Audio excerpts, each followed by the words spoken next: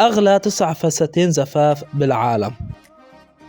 فستان زفاف كيم كارديشيان، وبدت وكأنها بحلم في فستان الزفاف، وهذا المصمم خصيصا من جيفنشي. ففي عام 2014 عندما عقد كاني وكيم كارديشيان برز هذا الفستان من الدانتيل بأكمام كاملة مع قماش الأزهار، وبدا رومانسيا للغاية. وبلغت تكلفة فستان الزفاف 500 ألف دولار. وبالمركز الثامن فستان كريستينا إمراد. صمم هذا الفستان من قبل إلي صعب، وقد صمم خصيصا لزوجة ابنه كريستينا، ويتراوح سعره بين 800 ألف دولار. وكان فستان زفاف فيكتوريا بمثابة حلم، لا يمكن أن تحصل أي عروس على أكثر من هذا. وبلغت تكلفة فستان الزفاف $1,000,000.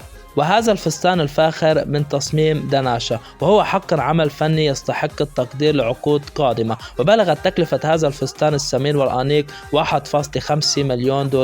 وبالمركز الخامس فستان الزفاف الطاووس، وصنع هذا الفستان بأكثر من 200 ريشة من ريش الطاووس، وقد جذب انتباه الناشطين في مجال الحيوانات، ويبلغ سعره $1.5 مليون.